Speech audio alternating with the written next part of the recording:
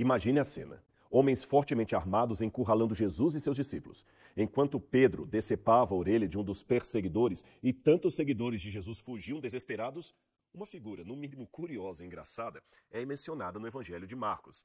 A Bíblia diz que um jovem que vestia apenas um lençol de linho fugiu deixando as vestes para trás, enquanto os soldados tentavam inutilmente prendê-lo. Afinal, quem era esse jovem? E por qual motivo essa história tão pitoresca está registrada apenas em Marcos e não nos demais evangelhos? Se você ainda não tinha reparado, cada um dos 4 evangelhos possui a sua própria particularidade.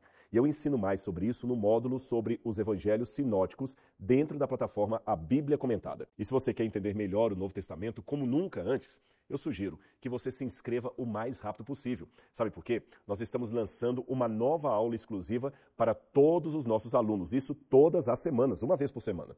Então abaixo você encontra o link do nosso site. É só clicar e saber mais informações. Eu aguardo você.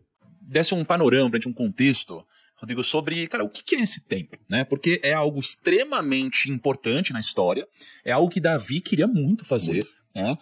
E não era algo para ele, né? Só que ele queria fazer e Deus não permitiu, digamos assim, que Davi fizesse isso. Salomão construiu, né? Seguiu esses planos. E aí quando você vê, assim, a história de Salomão é contada mais ou menos uns 11 capítulos, se não me engano, em Reis, ali você tem muito disso. Só descrevendo como eram as medidas dessa construção. Isso? Tem medidas da construção? Cara, assim, ó, só pra você ter uma noção, tá? Ó, 30 mil homens enviando-os ao Líbano em grupos de 10 mil a cada mês, 70 mil trabalhadores para levar as cargas só nessa construção, 80 mil trabalhadores que talhavam as pedras nas montanhas, 80 mil pessoas. 3.300 mestres de obras que coordenavam o serviço. As pedras usadas eram grandes e encaixadas, então não tinha barulho de instrumento nas obras. Você tinha, o templo começou a ser construído no 4º ano do reinado de Salomão. 965 a.C. 165. As medidas, né, ali eram 27 metros de comprimento, 9 metros de largura, 13 metros de altura, 9 por 9 por 9 metros o lugar santíssimo, 2 querubins de 4,5 metros de altura. Enfim, é uma loucura, né? E tudo com muito material rico. Qual que é o enredo, Rodrigo? O enredo é o seguinte, quando Deus, vamos pegar rapidamente a história desde Moisés. Quando Deus estava falando no alto do Monte Sinai, o povo estava apavorado. E Deus tinha um plano maior. Deus queria que todos de Israel fossem sacerdotes. Mas o povo ficou com medo de subir a montanha com Moisés. Está no livro do Êxodo. E Deus falou o seguinte, Moisés, eles estão com medo de subir. Quem é Senhor? Eles não querem ver o Senhor, porque eles estão com medo. Eles estão pedindo para eu falar com eles e não o Senhor. Moisés, faz o seguinte então, arma uma tenda para mim no meio do acampamento, que eu vou morar no meio deles. Essa tenda que Deus armou foi justamente o tabernáculo, Mishkan, em hebraico, no deserto. E aquele tabernáculo, ele fazia a função da habitação de Deus no meio do povo. O povo marchava... A igreja. A igreja. É o protótipo da igreja. O povo marchava, eles desmontavam o acampamento, montavam de novo. Desmontavam e montavam de novo. Desmontavam e montavam de novo. E assim ia. Até que o povo chegou na terra de Canaã, e o acampamento, então, aquela tenda, foi colocada de maneira permanente na cidade de Shiló, ou Siló. E ali ficou. Até ela ser destruída pelos filisteus.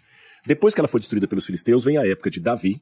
Davi conquista a cidade de Jerusalém, e ele manda trazer a Arca da Aliança, que sobrou dessa tenda, que foi destruída pelos filisteus, para a cidade de Jerusalém. A arca ainda está na história. Isso aí é um easter egg que a gente vai contando da história. Então a arca ainda existia. Na época de Salomão ela existia. Ela vai deixar de existir na época. A gente vai achar essa arca de contando essas Você histórias. acha que a gente vai encontrar isso daí? Não sei, viu? Mas o que aconteceu com a arca, cara? Eu vou chegar lá na frente e falo então o que aconteceu com ela. No templo de Salomão ela vai ficar também. Vou adiantar. Quando Nabucodonosor vem destruir Jerusalém, eles escondem a Arca da Aliança e ela ficou desaparecida até os dias de hoje. Você acha que tá na mão de um colecionador, assim? Não creio. Ela pode estar escondida em Jerusalém, em algum canto mesmo. Num buraco. Escondida num buraco ali debaixo do Templo Monte. Mas você acha que assim, é escondida ou perdida? Perdida. As duas coisas, que ela foi escondida e permanece intacta até hoje. Não existe um raio-x aí não pra gente fazer um problema scanner. É complicado. Mexer no domo da rocha vai proclamar a Mas terceira você não guerra acha que mundial. um dia, olha só, off-topic aqui. Lá em casa a gente foi ver uma coisa, fazer uma reforma, um negócio assim, e aí precisava fazer a planta lá de casa.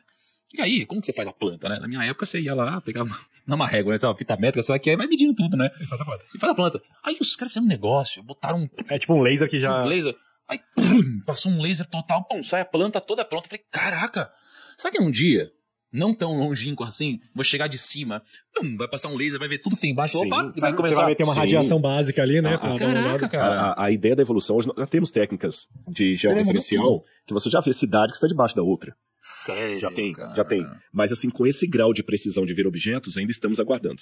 Considerando que muitos smartphones, aí, a Apple, o que vai lançar daqui a 10 anos, já tem um protótipo lá, né?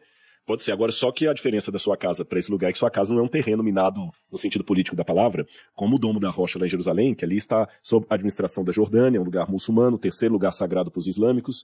Então, não é fácil, não. Mas, voltando então, Davi, o que sobrou do santuário, recapitulando, Deus mandou Moisés construir. Quando Deus mandou Moisés construir o tabernáculo, Deus deu a planta para Moisés.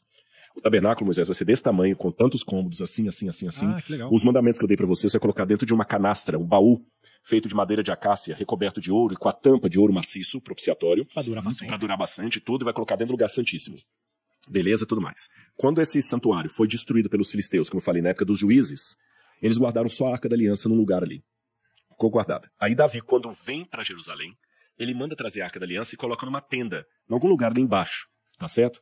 Tem até o Obed-edom, que era um que guardou a arca na casa dele e tudo mais. Mas Davi tinha já o palácio dele lá, no Milo. Você visitou lá em Jerusalém, você deve ter visto esse lugar, né? O palácio de Davi ali. Sim, palácio. E tem até a muralha, aquela muralha ali. E Davi falou assim, mas peraí, mas não tá certo. Eu moro num palácio e a arca do Senhor tá lá embaixo numa tenda. Eu quero construir um templo para Deus, e no lugar mais alto. E Davi falou, eu vou construir o templo lá no alto. E ele queria construir o templo. Realmente era o empreendimento da vida de Davi. Sabe aquela pessoa que foi bem sucedida no monte de coisa e falou assim, mas qual que é o seu case de sucesso que fala assim, o dia que eu fizer isso aqui, era construir o templo. Só que quando ele foi, Deus falou assim, lembra o que você fez com Urias? Você tem as mãos sujas de sangue. Que muita gente, ao ler isso na Bíblia, Deus fala assim, você não vai construir o templo porque tem as mãos sujas de sangue. As pessoas pensam que Davi batalhou, matou muita gente na guerra. Era o sangue de Urias. Um sangue inocente. Eu não vou deixar você não vai me desmoralizar pelo erro que você cometeu. Mas eu vou ser misericordioso com você. Eu vou deixar que o seu filho Salomão construa no seu lugar. Tá bom?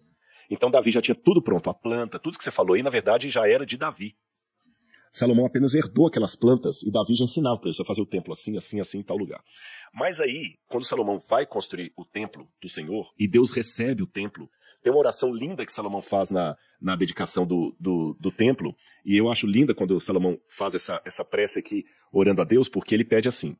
1 Reis capítulo 8, versículo 38, ele fala o seguinte, Senhor, ele faz uma oração linda, ele fala o seguinte, que toda oração e súplica que qualquer homem ou do teu povo de Israel vier fazer nesse lugar, conhecendo uma ferida no seu coração, que o Senhor possa do céu atender e perdoar esse povo. Aí ele fala, Senhor, que o Senhor venha com o seu braço. Quando o seu povo sair na guerra, todos vierem aqui orar. E tem uma parte que ele fala também, que eu acho linda, ele fala o seguinte, e também quando vier aqui o estrangeiro de outras terras, quando o estrangeiro vier aqui, eu peguei aqui, tá aqui, verso 43. Ouve tu, Senhor, no céu, lugar da tua habitação, e faze tudo que o estrangeiro te pedir, a fim de que todos os povos da terra conheçam teu nome e temam teu nome e saibam que esse templo que eu edifiquei será chamado pelo teu nome.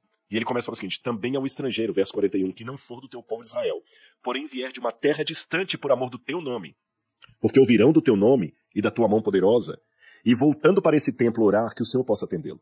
Então ele meio que estava com um plano de fazer para todo mundo. Exatamente, olha que lindo. Eu só quero abrir um parênteses aqui, para mim me arrepia muito, que eu falei que o templo foi construído em 965 a.C. O Tiago já foi lá 3 vezes para Israel. Eu já fui umas 40 vezes.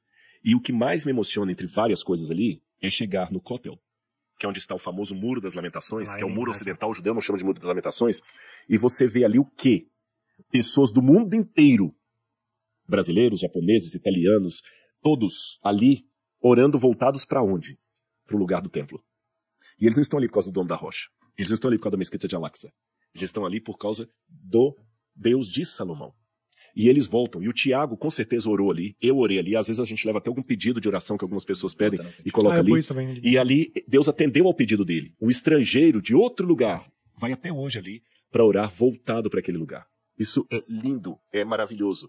E Salomão gastou 7 anos para fazer o templo. Só que junto com o templo já começa um pouquinho a vaidade. Ele faz também o palácio dele um pouco abaixo do templo, maior do que o templo. Que é meio juntinho ali, né? Que é meio juntinho. E esse palácio que ele faz juntinho ali, maior que o templo, certamente já foi uma influência da esposa egípcia. Zum, zum, zum, zum, zum. Cadê sua vaidade? Você tem que fazer alguma coisa para receber todo mundo. Então vocês notem como é que Deus é paciente com a gente. Ele vai usando as pessoas, mesmo os heróis e heroínas da Bíblia, eram pessoas que pisavam na bola também com algumas coisas, tá entendendo? Eles também tinham os seus deslizes. Não era ninguém perfeito.